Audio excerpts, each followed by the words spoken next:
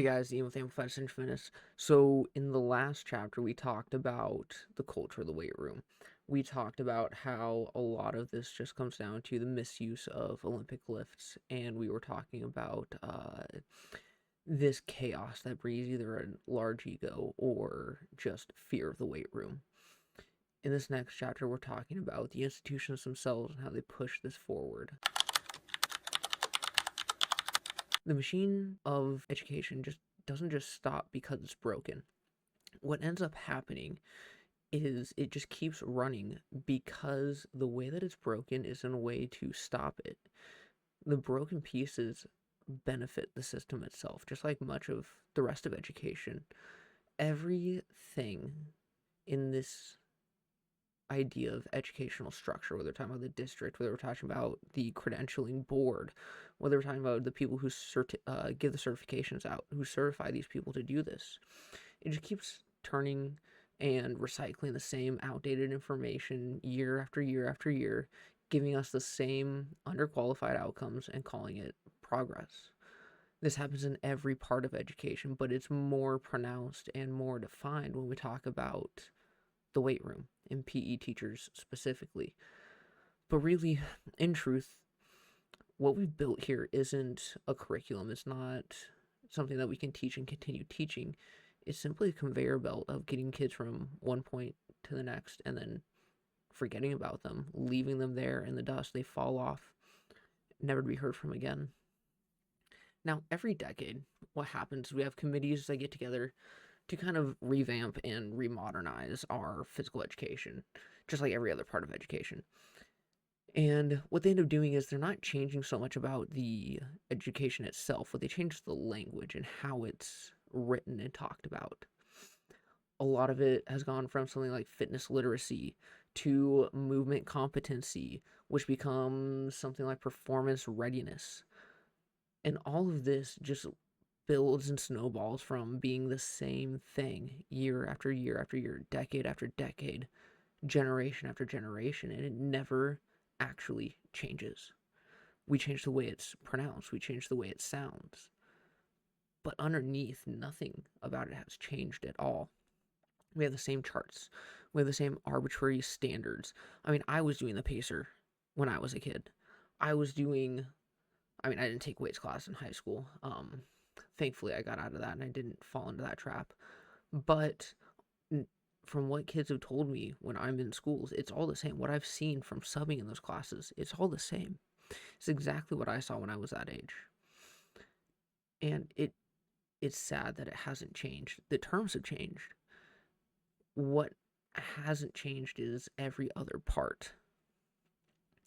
And all this does is serve the district itself. It serves the people who are coming in and leaving, the teachers, the board, the people who like to call themselves fitness educators. Because what do they have to do that's new?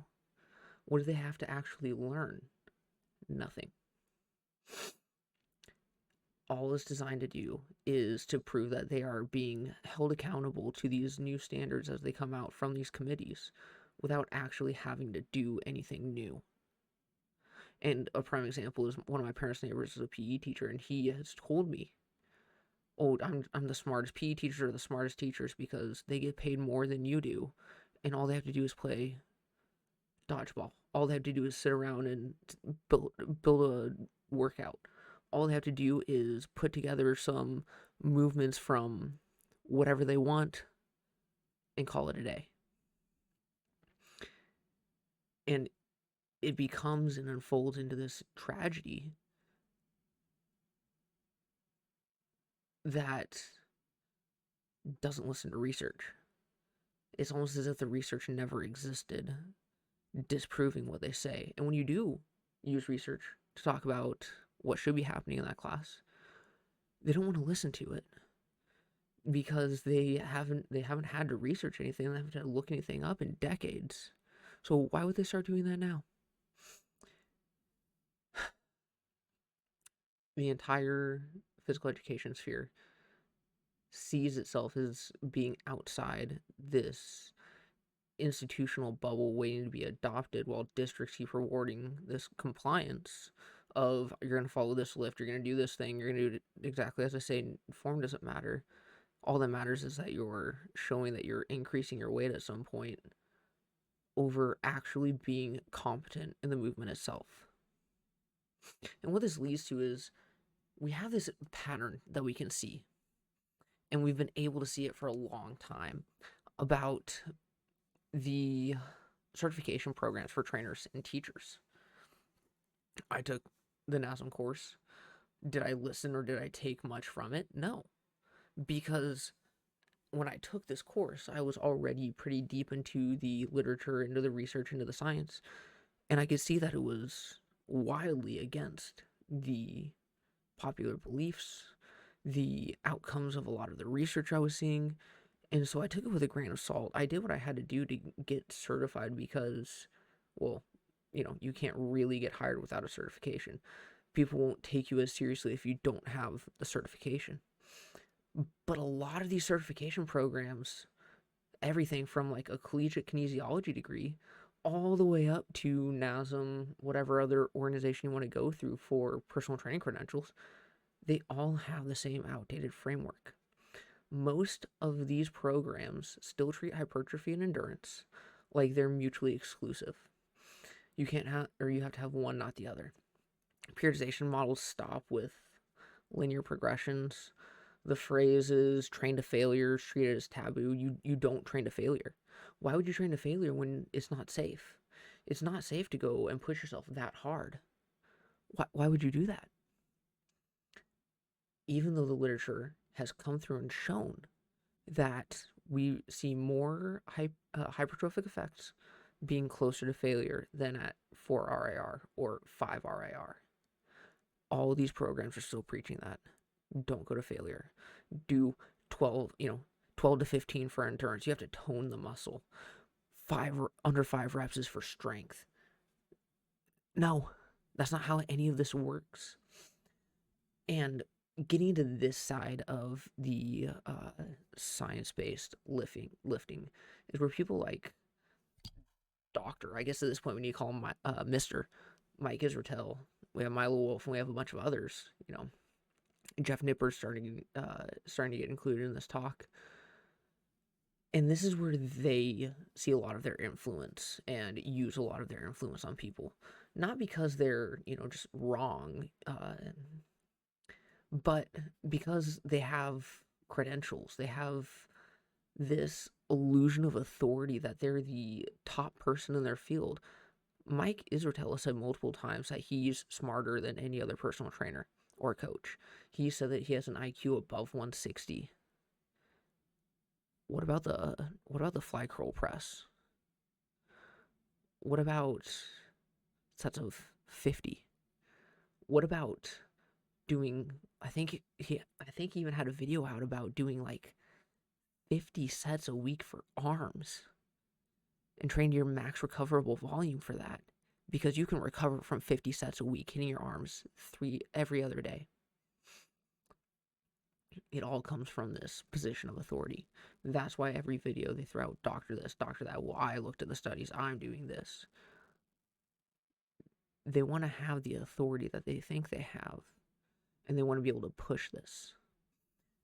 These ideas that they have spread faster than a lot of people can actually dig into them and back them up or defend them. And schools are producing teachers and trainers that can't keep up with the science that they're supposed to teach. If we look at most collegiate programs, they're still teaching things from 30 years ago, 40 years ago. My mom's personal trainer is a great example of this. She's going to school for things, and we'll talk because I'm a personal trainer as well. And some of the stuff that I hear her say it sounds like something from 30 years ago. I look it up, and what do you know?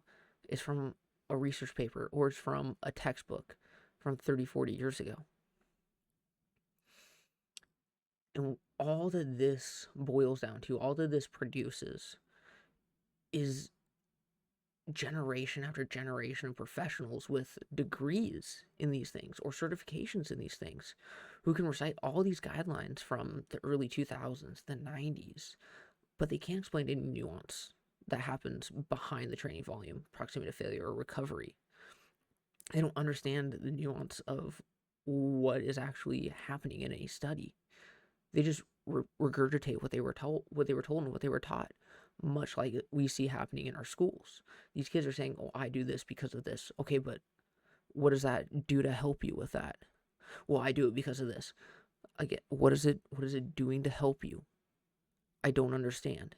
Can you explain it to me in a way that I can understand it so I can go research it and look it up? No, they can't, because it is simply compliance. Now, this leads to a much deeper issue in the educational system, and is that it was never designed for rapid iteration and changes. All it rewards is replicating what was done. You can't innovate in education, and every time a new innovation comes forward, it fails because they try it for weeks, months, and they say, "Oh, it didn't work," and then they toss it aside for the next big thing. Trust me, I taught math. There is nothing more changing than our understanding of math education and how to teach math best. And yet, the school I was in, teaching it like it was still the 80s and the 90s, we had a new curriculum from this decade, and they wouldn't accept that that was the way that it was supposed to be taught. Or they're like, "Oh, it's too slow, it's too fast, it's not doing this right, it's not doing that right." Shut up. You don't understand. I'm sorry, your master's degree was when my parents were 4. You don't understand anymore. That's the deep issue here, is that education itself cannot change. It's not designed to change quickly with understandings.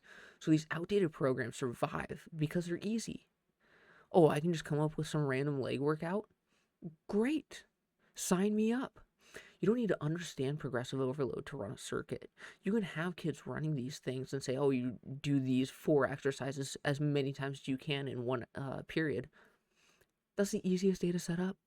That's the easiest thing to set up as a coach, because you don't have to do any work. You can come with 4 random exercises and say, "Oh, it's an overall full body day.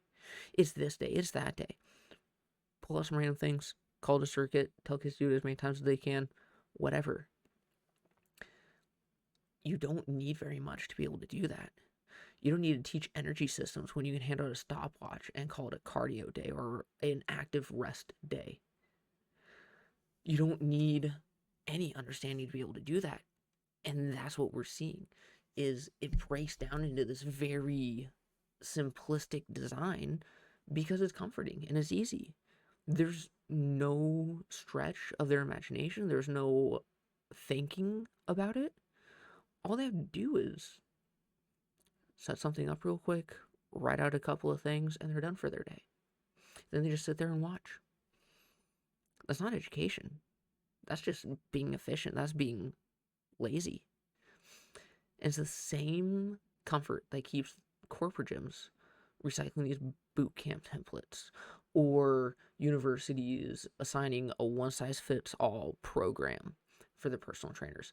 It's the same comfort that keeps district administrators listing the same outdated metrics in their fitness improvement plans. It's the same thing where the district's overall growth plan remains the same, even though they're doing nothing to actually reach that goal. And this leads to comfort killing the comprehension of what we're supposed to be understanding and what we're supposed to be actually learning in these classes.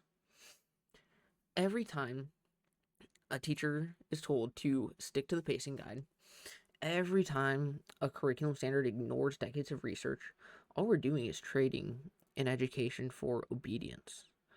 All right, you're getting rid of a true understanding, a deep understanding, to keep on pace with somebody else, or you're getting rid of an understanding or a comprehension of how your body works because, oh, well, we're gonna go max out before finals or whatever. Why? I thought the whole point was educating, not just doing random things. And the worst part is the students inherit this obedience as an identity. They simply follow along and they listen, and they don't learn how to engage with their bodies. They just learn how to perform this for a grade. Form doesn't matter. All that matters is that I'm showing and putting in the max effort. And this is where the educational system itself actually begins to show its rotten core, is rotting from the inside. Teachers aren't rewarded for accuracy, just consistency. It doesn't matter what your test scores are like. All that matters is that you're staying pretty similar to everybody else. Administrators aren't rewarded for comprehension, just compliance. Is everyone following along? Is everyone where they're supposed to be? Students don't even have to really learn. They just have to be able to sit there and endure. And they're rewarded for that, because that's what the educational system has come to these days. Whether it's about physical education or actual education, that's it. That's everything to it. And from my own personal philosophy and standpoint, which, as you guys haven't, if you guys haven't noticed, we're doing this every video just to kind of get this off my chest. I feel like it's important to talk about the philosophy of the company I'm trying to build. This isn't just a system failure, it's a moral one. Discipline and knowledge are supposed to evolve together. Discipline alone is essentially just being a slave to the old ideas. You're enslaved by your old ideas, by your outdated thinking. And knowledge alone is just paralysis without action.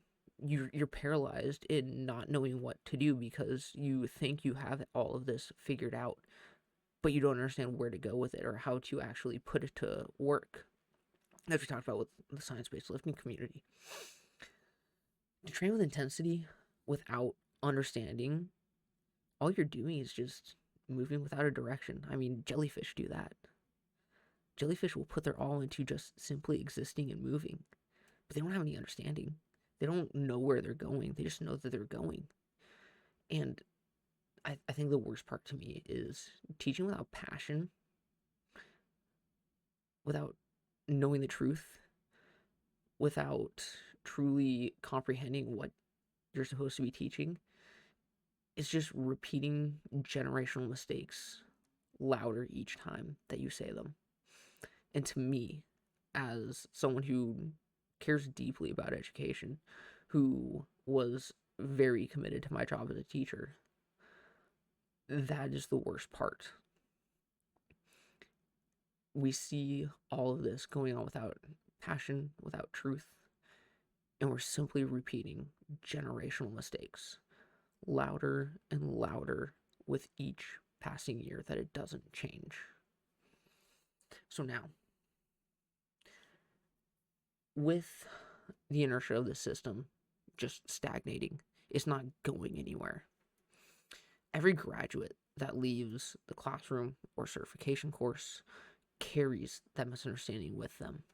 They're teaching clients, they're teaching students, athletes, these same flawed beliefs because they believe them with, their whole chest. They're saying them with their chest, like they're truth, like they're fact. And spreading all this misinformation, and it continues to get spread by those as even more misinformation. In the next chapter, we're going to see what happens when the next generation inherits the mistakes of the last and begins building their identity on misinformation.